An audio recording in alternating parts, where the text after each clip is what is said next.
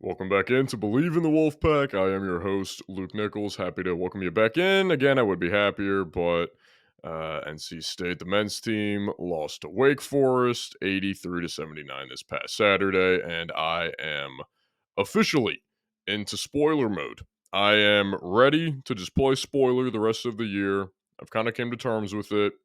Probably not a chance we make the tournament. So why not just mess it up for the teams that have a chance? Like Clemson this Saturday, play Clemson this Saturday, throw a loss their way. That's going to hurt their seeding for the tournament. That's going to even possibly hurt their chances to make it. They'll probably make it, but that's going to hurt their seeding, maybe give them a tougher road. Then you have Syracuse, who might be a bubble team. You beat them, maybe hurt their chances, keep them out of there. And then North Carolina and Duke at the end. Maybe you pull off an upset against one of them, drop them down a spot or two in the seeding for the tournament. Maybe, instead of playing, I don't know, the Southern Mississippi Valley State Technical Institution, I don't know. They have to play, let's say Kentucky, which also Kentucky really isn't playing that great either. But would rather play the Southern Mississippi Technical Institute of Scholars than Kentucky. So, why not? I mean, it would be cool. It'd be cool. Like, I still want to win games. Like, I still want to, pull off these upsets because they're exciting. I'm not just kind of phoning it in, which kind of am, because at this point I'm convinced that, there's no chance to make the tournament. I mean, if there was any chance, this loss and even the past loss to Pitt kind of just closed the door, closed the book onto next year. A 3-point loss to Pitt and then a 4-point loss to Wake Forest, where Hunter Salas scored 33 points. He was 12 of 17 from the field, 4 for 6 from deep, with 6 boards, 2 assists, and 2 steals. 4 out of their 5 starters were in double figures. The only one was Reed with 9 points and 5 boards. And he played 24 minutes. Also, the least amount of any of the starters. So I mean, my God, it just putting up 83 points, and even then, DJ Horn, like, he had 31. That's great. He shot 13 to 21, 4 for 7 from 3. DJ Burns had 14. Michael O'Connell played all right. Mo Diarra off the bench, 13 points, 12 boards, and 3 assists, and a steal. He was perfect from the field. He played 33 minutes. He went 5 for 5 from the field. But then you got Jaden Taylor. He played 35 minutes. He had 7 points, 6 boards, 5 assists, 2 steals, which is a pretty good stat line if you just don't look at his shooting. Like, if you close one eye, I got it up on my second monitor. If you just close one eye and you kind of look at, the points and the rebounds and assists, it's like, oh, that's a pretty good game. But then if you take it down and you see that he went 3 for 15 from the field and 1 for 8 from 3, you're like, oh, kind of makes sense now. But I don't know, like, it was still shot well, 49% from the field, 35% from 3. Mo Diarra went 2 for 2 from deep, and then 72% from the free throw line. So, hey, I tried to tell you, 40% can't happen again. But Wake Forest had pretty much double our free throw makes. We went 8 for 11 from the line. They went 17 to 21. It's another, just like, I don't know, like, it's just so upsetting. It's just annoying. It's like, you're right there. You were leading at halftime, and then you get outscored by 10 in the second half, lose by 4. It's like, oh my God, you had it. You had this win, leading going into halftime. DJ Horn was playing great. He played great the entire game. Mo Diarra gave you a spark. Like, ugh. It's just, it's bad. It's just very upsetting. But at least they will have a nice rest as they sit at 15-9 now, 7-6 in the conference. They are just barely still in the top half of the ACC conference standings. But what are they now? 2 6 in the last 8, I think that is. No, 2 and 5. 2 and 5 in the last 7. So it's like, what are you gonna do? What do you? It's not good. But again, you have a bit of rest until you have to play Clemson this Saturday on the CW network again. But maybe with that much rest, you're just ready to go against Clemson, and then boom, you pull off an upset. You play a little bit of spoiler. That would be nice. That would be fun. That would be enjoyable. I would have a good time personally. It is at Clemson. So what is it now? 6 games left? Yes, 6 games or 7 games. 7 games left in the year. Clemson, Syracuse, Boston College, Florida State, North Carolina, Duke, and then the last game against Pitt, who we just lost to. Good times. Better times going over to, oh, wait, no, we can't do the women's team yet. Gonna do the top 25, the new top 25 that just dropped today. Some more movement again. North Carolina actually dropped since they lost the past week. Tennessee dropped. Duke actually stayed the same. UConn and Purdue are still 1 and 2. Houston is the new number 3. Marquette is the new number 4. They were as low as 15, I think, at one point. Because they started off the year in the top 5, top 4, but then dropped like instantly. I think they may have lost to Villanova or some team that just isn't playing too well this year. I think they dropped the game to them. Kansas dropped to 6. Arizona jumped up to 5th, so they're making their way back up there. Iowa State is 10th now, and South Carolina is 11th now. That's huge. That's kind of cool to see. Illinois is down 4 spots to 14. They've been struggling as of late. St. Mary's into the top 25, I think. Or were they in it last week? But whatever. They are 18th now. Wisconsin. Wisconsin losing to Rutgers, getting smoked by Rutgers. They're 20th now.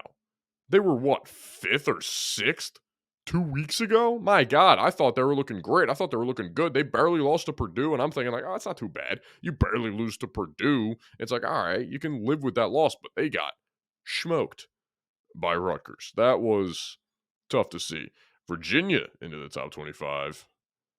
Florida. Oh, and Indiana State. That's what I was looking for. I was like, where are they? I knew they were in here. Indiana State in the top 25 for the first time since the 1979 season, I believe, the Larry Bird years.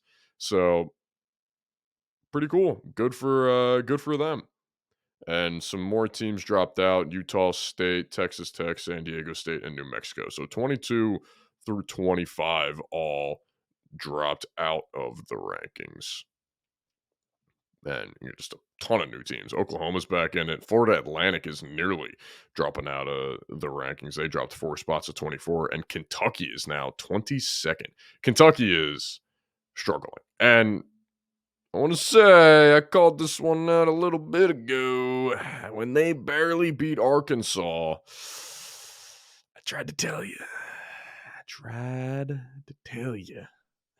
I wasn't believing in Kentucky earlier in the year. If you ask me, I was like, all right, yeah, they're a classic Kentucky team. They got a ton of young talent, and they'll probably piece it together as they go. They have not pieced it together as they have went. So it's tough to see, especially for Kentucky, because when they're good, it is fun to watch them. It's kind of like Kansas. Like whenever Kansas is good and like winning games and not choking in the tournament, it is fun. I'm in the minority, I feel like at times, where I like seeing the great teams be great outside of Duke and North Carolina. Don't really want to see that. But I like seeing Kentucky like be great. If Purdue, maybe not so much Purdue, just because like, they're just constantly choke. That is the one team that I don't want to see be great. I would love to see Purdue lose in the first or second round this year, and then another massive upset just comes their way. That would be hilarious. But like UConn, like, do I think they're going to win the championship this year? No. But like, if they make another great run and have a chance to repeat, that would be awesome. Like, that would be really cool to see. Just especially in college basketball, where I already kind of said this, but having a repeat champion is so rare nowadays. So not so upsetting, but a little surprising that Kentucky has not been able to piece it together. But moving on to the women's Wolfpack. Last show I was recording during the Virginia Tech game, where I don't think we led at all. No, I think we led like early in the first quarter, and that was it. After the first quarter, I don't think we had a lead again. For the most part, it felt like Virginia Tech was in control of this game. So I don't know. I'm not too worried about this loss.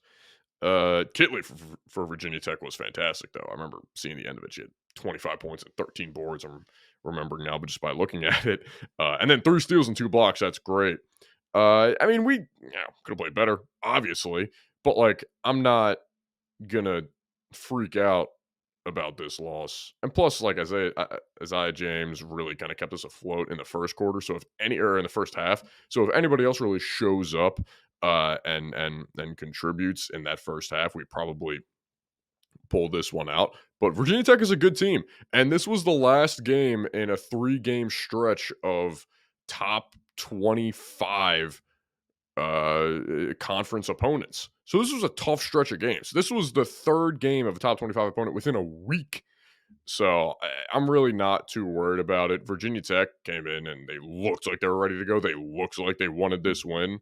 But women's Wolfpack 20-3 on the year, 8-3 in the conference.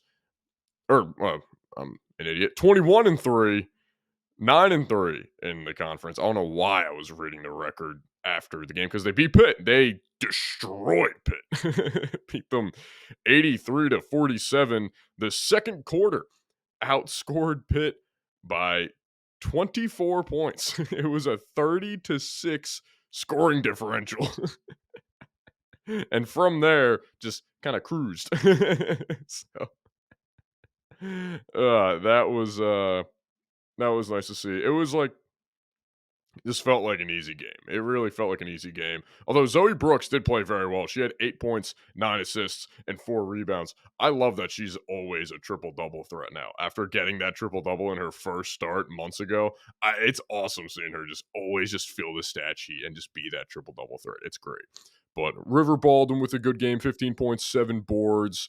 Mimi Collins, 13 points. Madison Hayes, 16 points, gave Isaiah James the night off. She only had 5 points, and we still won by 1,000,000. So that was cool to see. So this was a very, just you got to get a bounce back win after losing to a tough opponent. Where Virginia Tech, I think they're first in the ACC now. Yeah, they're first in the ACC. They're 11-2 in conference play and 20-4 overall.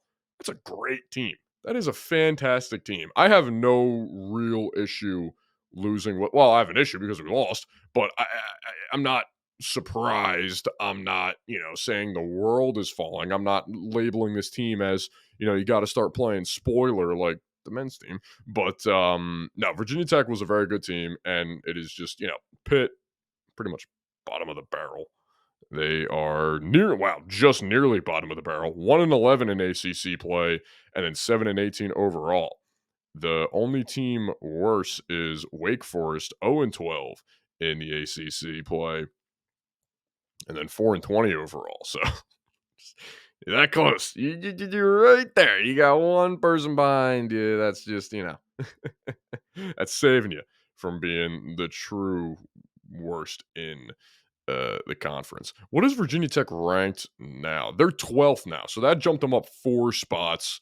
NC State dropped back down to 6, dropping 3 spots, which, whatever. I'm tired of complaining about the top 25 rankings, even though I never will be tired of complaining, but maybe just in this moment I am. But now, Texas is ahead of them, Stanford and Ohio State. Iowa is still ahead of NC State, but they dropped 2 spots as well. I think they just lost to Ohio State? No. Who did they lose to? Was it Nebraska? I'm seeing red. Nebraska. It was Nebraska. I was seeing red and a Midwest team. That doesn't really narrow it down for Big Ten teams, but whatever. Texas is ahead of us. Stanford and Ohio State. Those are the 3 new teams that are ahead of the Wolfpack. South Carolina still number 1. They crushed UConn on Sunday, dropping UConn down 4 spots to 15th. but South Carolina still, they're still 23-0. They're still ridiculous. They still have a very clear path to to the Final Four. And honestly, thinking about it now, maybe once March Madness rolls around, whoever their first round matchup is, whatever the spread is, I might take South Carolina to cover. I don't care. There's a very real chance it could be like 70 and a half, 65 and a half. Like, there is a very real chance it could be 60, 65 plus. And I'll probably take it. And there is a very good chance that they cover in my mind. But gonna take a break for a moment. When we come back, gonna go over the Super Bowl. Happened last night. Got my prediction right. You know what I'm saying? Don't get many things right. But when I do, this one feels good because it's a Super Bowl. So, obviously can end the NFL season 1-0. Sure, we'll use that. But stick with us here on Believe in the Wolfpack. All right, welcome back in. Believe in the Wolfpack. Gonna wrap up the show. Just going over a little Super Bowl recap and my thoughts on it. So the Chiefs winning 25-22 in what felt like one of the longest games ever, even though I would have taken a 10-hour game just because we're not going to get football until August now. But I'm cool with it, although it did feel a little long. 25-22. Honestly, my initial thought is I feel very bad for Jake Moody more than anybody else, I think, the Niners kicker. Just because that dude wasn't really great all year. It seemed like he got a lot of heat from the 49er fans all year, and even from his own team. I feel like at one point they were thinking about replacing him or kind of wanting to replace him. And he was incredible in that game. Outside of one blocked extra point, which truthfully, in the grand scheme of the game, yeah, the Chiefs ended up with a field goal that if he makes that extra point, it doesn't go to overtime. But Chiefs probably would have scored there rather than being, a little passive and taking the field goal, which I actually had a problem with the Chiefs doing that. I think they could have gotten one more shot off before taking the field goal because they had that one timeout. And Mahomes did miss Rashee Rice right in the middle, but I think they could have got one more playoff and tried to score, been a bit more aggressive, and ended it there. But whatever. I do feel bad for him because he did have the longest field goal in Super Bowl history for about half an hour, maybe, and then Butker just drills a 57-yarder. So it's like, damn, that stinks. But he was great. And he was a very real candidate for Super Bowl MVP if the Niners were going to win. I truthfully think it would have went to Juwan Jennings if they did win because he had a passing touchdown, he had a few solid catches, and then he had a receiving touchdown. He had pretty much he had both touchdowns for them. Like, probably should have went to him or Jake Moody, the guy who was incredible. And none of his kicks really, I mean, again, outside of the miss one, none of his kicks that got off past the line of scrimmage looked like they were gonna, slant or curve. It's not like they barely got in. Like, I thought the Harrison Butker one, the 57-yarder, I didn't think that was gonna go in. That thing was just a line drive, just like flying, just speeding towards the uprights and went in. But I feel bad for Jake Moody. I'm trying to think. George Kittle, I feel a little bit bad for just because, like, I don't know, he seems like a cool dude, and most tight ends seem like cool dudes. The whole like tight end university camp thing they do, tight ends day and all. It just it does seem cool.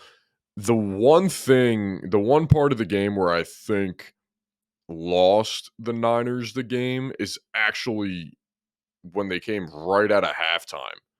When they came right out of halftime, the Chiefs were down 10-3, I believe. I'm pretty sure it was 10-3, or was it 10-6? Regardless, they were coming out of halftime, and the Chiefs started with the ball. They received out of halftime. First drive out of halftime. I think it was only three plays.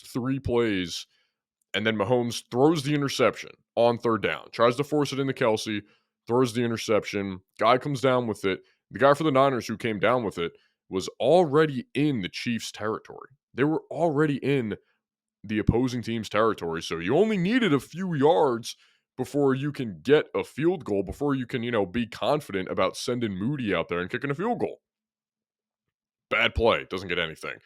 Then they got a false start, another bad play. Then they don't get enough to get them in range of a field goal. And then they had to punt the ball in the Chiefs' territory. You were on the other side of the field and you had to punt the ball away. And it was the right call. It was about a 4th and 11, I wanted to say it was. It was about a 4th and 11. You didn't gain any yards on that drive after you got the interception coming out of the half in the game that you were bare minimum up by 4 points. Pretty sure it was 7 points. I'm pretty sure it's 10-3 at that point. But still, you didn't get any points off of that. You're thinking, oh, great, Mahomes is going to start with the ball. He's going to march down the field. They got their halftime adjustments. They're gonna score on us in a second. Nope, you picked him off in the 3rd play, and then got nothing from it. Absolutely nothing from it. You can say, oh, the muffed punt was terrible. The blocked extra point, yeah, but you at least get 3 points right there. It is an entirely different ball game. You had all of the momentum in your favor when the Chiefs were punting the ball away. They didn't. The Niners didn't have as much momentum as they had when they picked him off. It was his first interception in 2 years, and you squandered your opportunity. Did nothing with it. Did absolutely nothing with it. Which I'm not putting this all on Brock Purdy, that drive specifically, but I do kind of feel like he deserves a bit more blame and criticism than what he's got. For the most part, I've seen relatively positive talk surrounding how he played and the game that he had. The first quarter, he was phenomenal. Don't get me wrong. I thought he played great in the first quarter. After that, didn't look too great. He had a few balls where, he didn't really have much and he kind of just chucked it in the dirt. I couldn't really tell if it was just, an intentional incompletion or just putting it in a spot that he thinks only his receiver can get it. But a few balls that really weren't that great, a few deep balls I feel like he could have hit.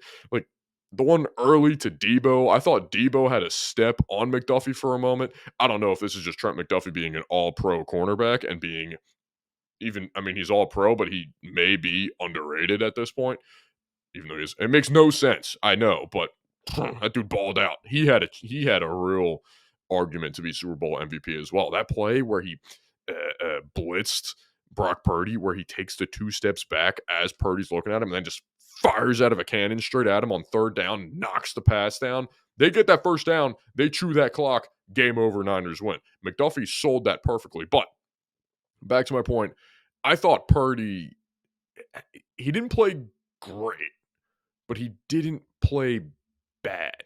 He kind of played exactly how I expected him to play, and he played exactly how I view him as a quarterback. He played exactly like in my mind when I think of Brock Purdy and how he plays, I think of this game, which isn't necessarily a bad thing, but look at Mahomes. Just I know Have you ever seen that one picture on Twitter where it's the nuclear bomb versus coughing baby? It's kind of the same thing here, trying to compare Brock Purdy to Patrick Mahomes. But look at Mahomes. Mahomes took chances, even in the first quarter, throwing a 50-yard bomb to McCole Hardman.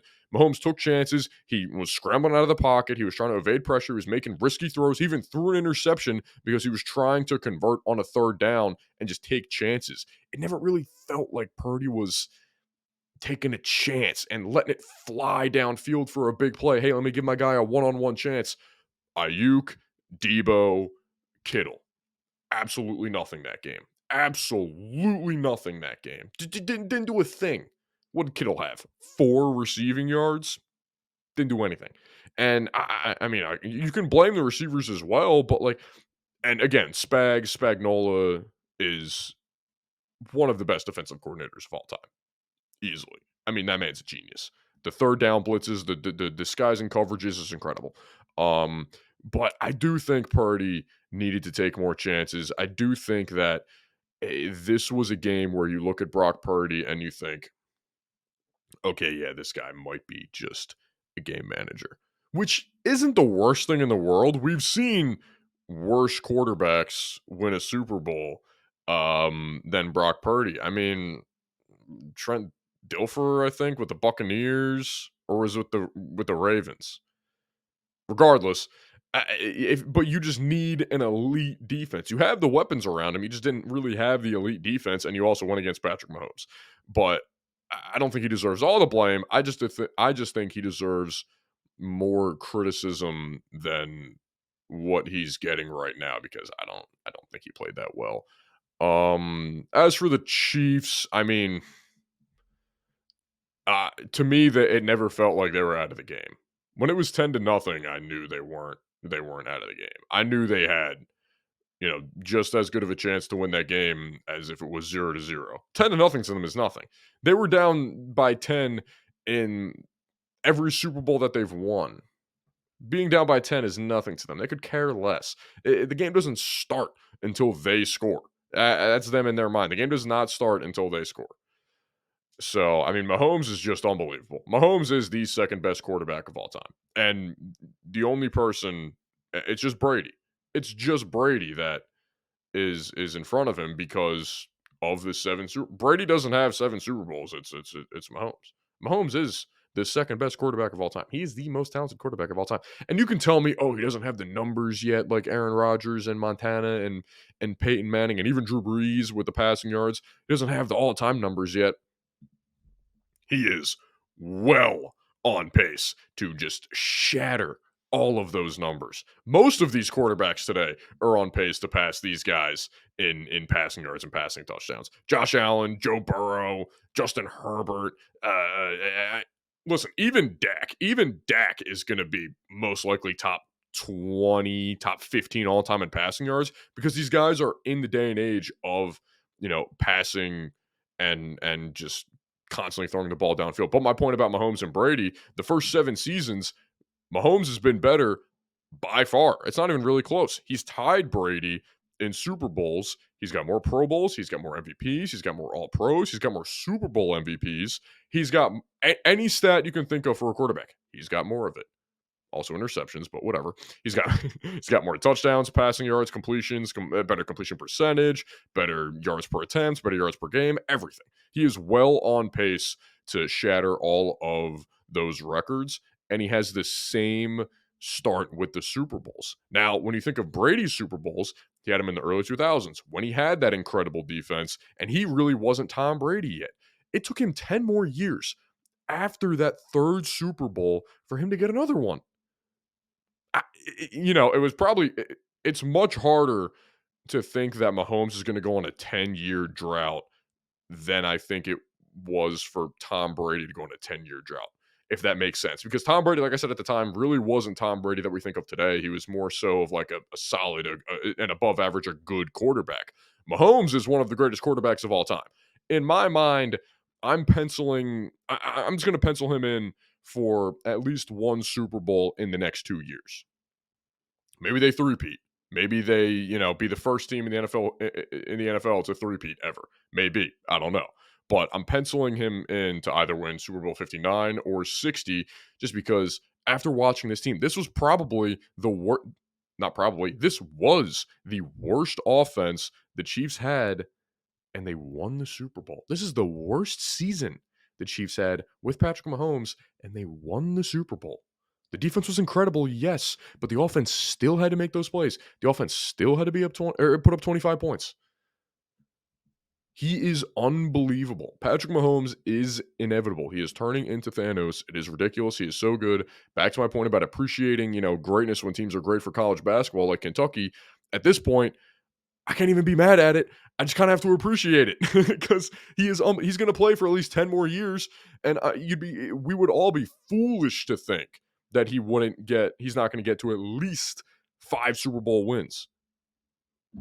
It's ridiculous. One last note on this game, the 49ers taking the ball at the start of overtime is one of the worst decisions I've ever seen in the Super Bowl in almost any game. So maybe the interception not resulting in points is second on my list, but not taking the ball is so stupid.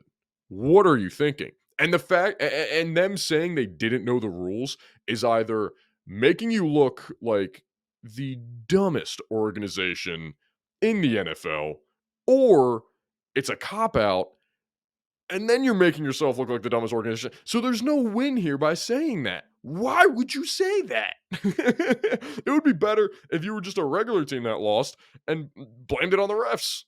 You're saying that you didn't know the rules after it was changed a few years ago because of a Josh Allen Patrick Mahomes game? What are we doing here?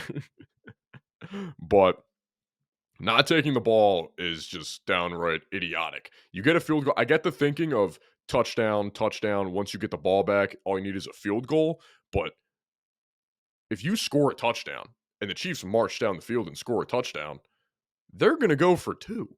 Why would they let you have the ball back? All they need is 2 yards with Patrick Mahomes and Travis Kelce and even Rashee Rice, who I think is going to be probably a Pro Bowl receiver next year. I think it's going to be great. But they're going to go for two and win the ball game. So why take it and then kick the field goal? Even then, when you kicked the field goal, you were inside the 20. It was about a 4th and 4. You're going against Mahomes. You kind of have to assume he's going to stroll down the field and score a touchdown just like he did, throwing a touchdown to Mecole Hardman. How about him? Good for Mecole Hardman, going from the Jets to the Chiefs. Talk about a turnaround. I can't imagine. From the beginning of the year, you tell a Jets fan, yeah, Mecole Hardman's going to score a touchdown to win the Super Bowl. They're going to be elated. Oh, what a weird season. But you take the ball every single time. And even on that 4th and 4, maybe there's some fans that would have went for it. I know a guy who would have went for it. He's in Detroit, and he probably should have been coaching in this game. At least I wish he was coaching in this game. It would have been incredible. But the Chiefs win. Congratulations to them. 3rd Super Bowl for Kelce and Mahomes. Kelce is, a top 2 tight end. It just really depends if you have him at 1 and who you have in front of him at 1. You can probably make an argument for Gronk or Tony Gonzalez. So good for him. He's incredible. That last run that he had, I thought in the 4th quarter to really just set them up for that close field goal to send it to overtime, I thought he was going to house that. I thought he was scoring that. I thought he was just going to just like truck that dude, which he kind of did, but that safety made a good play. I thought he was just going to run him over and walk into the field or walk into the end zone, and then everybody would have just exploded. That would have been pretty cool. But congratulations to them.